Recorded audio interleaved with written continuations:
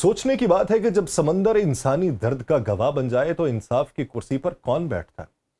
क्या दुनिया के कवानीन सिर्फ ताकतवर रियासतों की हिफाजत के लिए बने हैं और कमजोरों की आवाज हमेशा लहरों में डूब जाती? एक फ्लॉटेला जिसे हजारों मील दूर बैठे कारकुनान ने इंसानियत के निजात का काफिला करार दिया, जब समंदर में निकलता है तो सवाल यह पैदा होता है कि क्या वो सिर्फ इमदादी सामान लेकर चल रहा होता है या दुनिया की बेहिसी को आईना दिखा रहा होता है? क्या ये महज चंद कश्तियां हैं जो नाकाबंदी को तोड़ने की जुस्तजू में आगे बढ़ती हैं, या ये तारीख के सफात पर लिखा हुआ वो एहतजाज है जिन्हें ना तोपे मिटा सकेंगी ना ही बारूद का शोर इनका गूंज खत्म कर सकेगी? जब इजरायली बहरिया इन काफिलों को घेर कर हिरासत में लेती है तो असल सवाल ये नहीं रह जाता कि सामान गजा पहुंचा या नहीं, बल्कि ये रह जाता है कि इंसानी हुकूक के आलमी अलंबरदार किस खाते में इस लम्हे को दर्ज करेंगे। क्या दुनिया को यह याद है कि 2008 से अब तक लगभग 38 बार फ्लॉटेला काफिले समंदर का सीना चीर कर गजा पहुंचने की कोशिश कर चुके हैं और उनमें से हर बार किसी न किसी शक्ल में ताकतवर हाथ ने उन्हें रोक दिया। कहीं कारकुन गिरफ्तार हुए, कहीं कश्तियों को जबरदस्ती मोड़ दिया गया और कहीं ये कश्तियां बैनुल-अक़वामी पानियों में ही जब्त कर ली गई। फिर भी सवाल अपनी जगह खड़ा है कि क्यों ये काफिले मुसलसल जन्म लेते हैं, क्यों ये कोशिशें रुकने का नाम नहीं लेती? क्या ये इस बात का सबूत नहीं कि मसला सिर्फ खुराक या अद्वियात का नहीं, बल्कि इंसानियत और गैर इंसानियत के दरमियान एक मुसलसल जंग का है? ये कश्तियों का बेड़ा दरअसल दुनिया के सामने एक अलामत है, एक एहतजाजी यादगार की, जो बताती है कि जब भी कोई ताकत कमजोरों को खामोश कराना चाहेगी, कोई ना कोई कश्ती, कोई ना कोई फ्लॉटेला समंदर में उतरेगा ताकि तारीख ये ना कहे कि इंसानियत मुकम्मल तौर पर हार गई थी। अब सवाल यह है कि जब इस ताज़ा फ्लॉटेला को भी हिरासत में ले लिया गया तो क्या दुनिया महज बयानात पर ही इक्तफा करेगी, या कभी कोई हकीकी इक़दाम भी होगा जो इस बात को साबित करे कि इंसानी हमदर्दी महज एक नारा नहीं बल्कि एक जिम्मेदारी है? आप सब पर सलामती हो, मैं यासिर रशीद हूं और आप देख रहे हैं सुनो न्यूज़। नाज़रीन, गजा के लिए समुद्री रास्ते से इमदाद पहुंचाने की कोशिश की तारीख जो है ये तकरीबन 15 बरस पर मुहित है और इस दौरान कई फ्लॉटेला रवाना हुए और इन सब में मकसद एक ही रहा था कि इजराइल की मुसल्लत करदा नाकाबंदी को तोड़कर अहले गजा तक खुराक, अद्वियात और जरूरी सामान पहुंचाया जाए। इन कोशिशों ने जहां फलस्तीनियों के दुख दर्द को उजागर किया, वहीं दुनिया भर में एक नई सियासी और अखलाकी बहस को भी छेड़ दिया। यह सिलसिला 2008 में शुरू हुआ था जब फ्री गजा मूवमेंट के कारकुन छोटी कश्तियों के ऊपर रवाना हुए थे। हैरानकुन तौर पर यह पहली कोशिशें कामयाब रही थी और काफिले बराह रास्त गजा की बंदरगाह तक पहुंचने में कामयाब हो जाते। यह उस वक्त आलमी कारकुनों के लिए गैर मुतवक्के जीत थी क्योंकि इजराइल ने फौरी तौर पर नाकाबंदी मजीद सख्त कर दी थी, मगर कामयाबियां वक्ती साबित हुई क्योंकि जल्द ही हालात बदलने लगे। 2009 में जब एक और कश्ती ने गजा जाने की कोशिश की तो इजरायली बहरिया ने उसे समंदर ही में रोक लिया और यह नाकामी की पहली नुमायां मिसाल बनी। असल धचका 2010 में लगा जब तुर्की से मादी मरमरा के नाम से एक बड़ा काफिला रवाना हुआ। 6 कश्तियों पर दर्जनों ममालिक के कारकुन सवार हुए। इजरायली कमांडोज ने रात के अंधेरे में चढ़ाई की और तसादुम के दौरान 9 तुर्क कारकुन शहीद और दर्जनों जख्मी हुए और यह अलमिया आलमी सतह पर एक तूफान बन गया। तुर्की और इजराइल के ताल्लुकात शदीद बहरान का शिकार हुए और दुनिया भर में एहतजाज की लहर दौड़ गई, लेकिन गजा तक सामान नहीं पहुंच सका। मादी मरमरा के सानहे के बाद भी कारकुनों का हौसला जो था वो पस्त नहीं हुआ।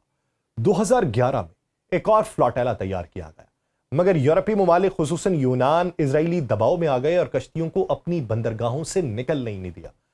इस तरह काफिला समंदर में उतरने से पहले ही बिखर गया। फिर उससे अगले साल स्वीडन से निकलने वाली एस्टेल नामी कश्ती ने फिर कोशिश की, मगर इजराइल ने उसे बैनुल-अक़वामी पानियों में रोक लिया और तमाम कारकुन गिरफ्तार कर लिए। 2014 में जब गजा पर इजराइल ने शदीद बमबारी की और हजारों लोग मुतासिर हुए तो आलमी कारकुनों ने एक बार फिर फ्लॉटेला को मुनज़्ज़म किया। काफिले की तैयारी हुई, मगर ज्यादातर कश्तियां बंदरगाहों से ही निकलने ना पाई।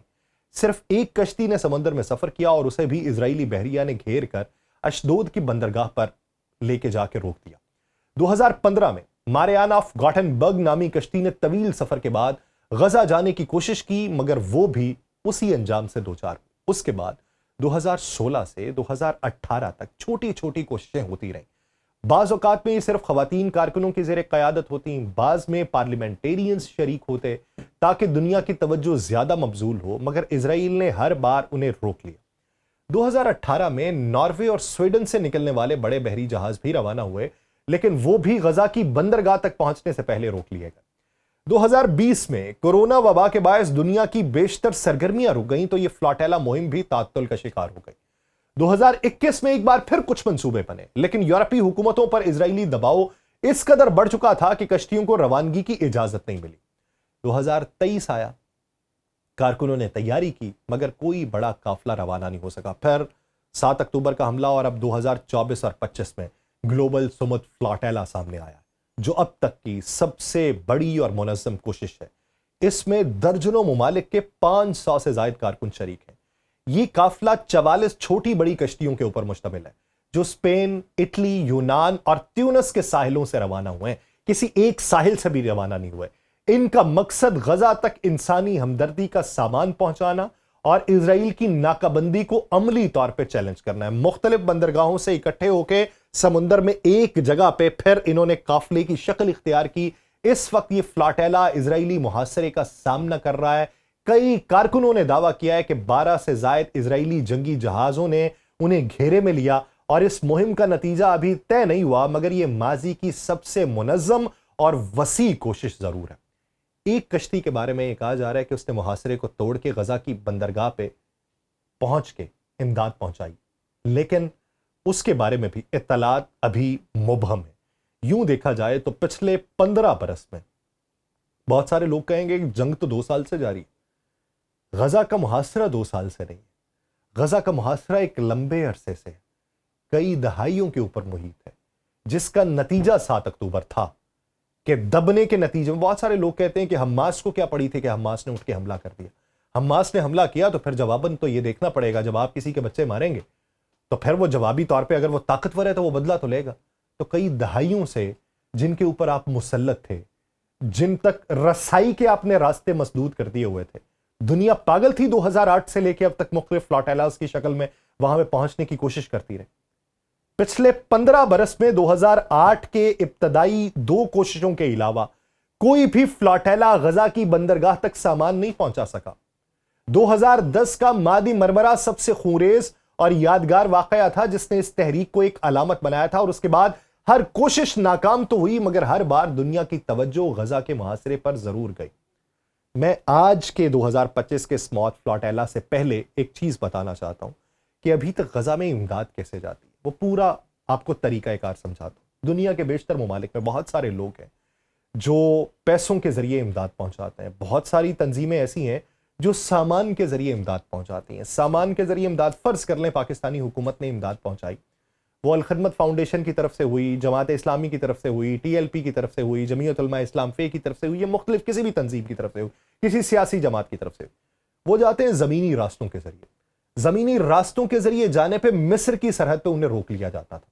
مصر کی سرحد سے غزہ میں انٹری کے لیے بھی ایک منظم طریقہ کار تھا۔ مصر کی سرحد پہ وہ تمام کنٹینرز کھولے جاتے تھے، ان میں سے اشیاء باہر نکال لی جاتی تھی۔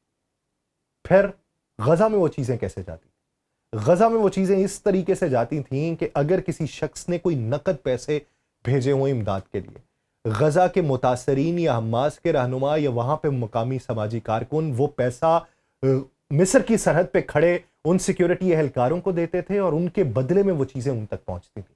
یعنی آپ نے کوئی امداد پہنچائی اور وہ امداد مصر کی سرحد تک پہنچ گئی، وہاں پر بھی آگے اسے بیچا جاتا تھا ان سیکیورٹی اہلکاروں کی طرف سے۔ اور یہ تلخ حقیقت ہے جو آپ کے سامنے رکھ رہا ہوں، وہ بھی مسلم تھے جن کی طرف سے بیچا جاتا تھا۔ باقاعدہ وہاں سے ویڈیوز آتی تھیں جس میں شکریہ ادا کیا جاتا تھا کہ آپ نے ہمیں نقد پیسے بھیجے، ان نقد پیسوں کے عوض ہم نے یہ چیز جو ہے وہ مصر کی سرحد سے خریدی ہے۔ لیکن اب وہ راستے بھی مسدود کر دیے گئے۔ جب تمام راستے مسدود ہوئے ہیں، پہلے اس طریقے سے لوگوں تک امداد جاتی تھی، لوگ جو تھے سروائیو کر رہے تھے، یا وہاں پہ کھیتی باڑی ہوتی تھی۔ اب پچھلے کچھ عرصے سے کھیتی باڑی تو مکمل طور پہ ختم کر دی گئی، تو ان کے راستے تو بیرونی دنیا سے کاٹ دیے گئے۔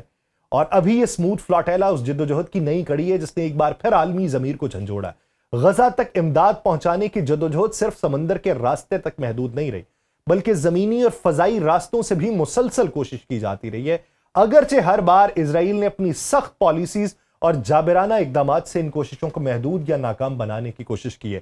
مصر کی سرحد پر قائم رفح کراسنگ کو بارہا امداد کے لیے استعمال کیا گیا، لیکن اسرائیل اور مصر دونوں کی جانب سے کڑی نگرانی اور پابندیوں کے باعث یہ راستہ کبھی کھلتا تھا اور کبھی بند کر دیا جاتا تھا، جس کی وجہ سے فلسطینی عوام تک امداد کی ترسیل ہمیشہ غیر یقینی رہی اور کئی مواقع پر اقوام متحدہ کے اداروں نے ٹرکس کے قافلے روانہ کیے، ان میں خوراک، پانی، ادویات اور پناہ گزینوں کے لیے سامان شامل ہوتا تھا، مگر اکثر اسرائیلی چیک پوسٹ پہ ان ٹرکس کو روک دیا جاتا، سامان دنوں تک کھڑا رہتا اور کھڑا رہنے کے بعد یا تو واپس بھیج دیا جاتا یا بہت محدود مقدار میں آگے جانے دیا جاتا تھا۔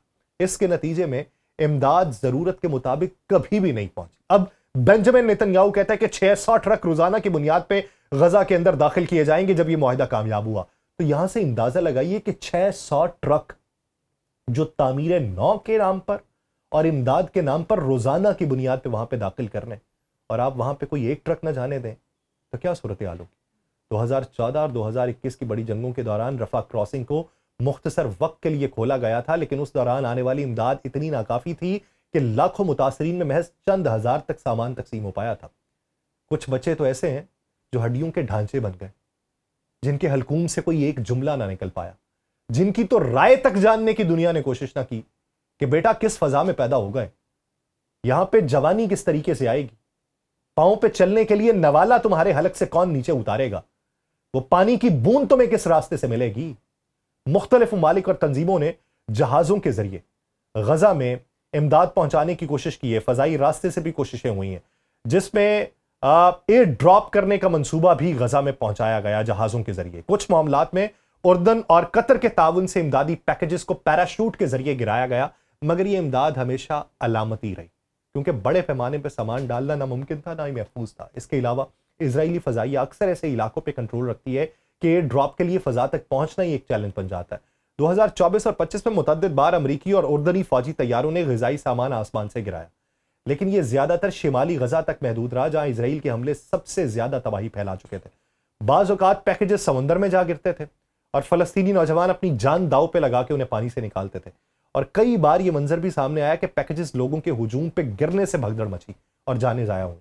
اس کے ساتھ ساتھ عالمی غیر سرکاری تنظیموں نے آن لائن مہم چلا کے فنڈز اکٹھے کیے اور اردن یا مصر کے راستے میڈیکل آلات اور خوراک پہنچانے کی کوشش کی، مگر زمینی رکاوٹیں ہمیشہ ان کی راہ میں حائل رہیں۔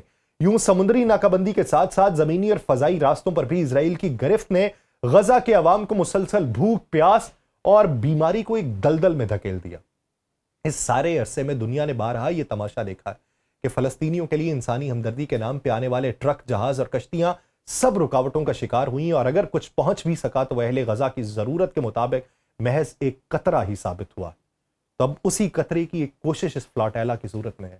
دیکھیے کہ یہ قطرہ غزہ کے عوام، غزہ کے باسیوں کے حلقوم سے نیچے اترتا ہے، یا یہ بھی ان کے ہونٹوں تک پہنچنے سے پہلے ہوا میں تحلیل ہو جاتا ہے۔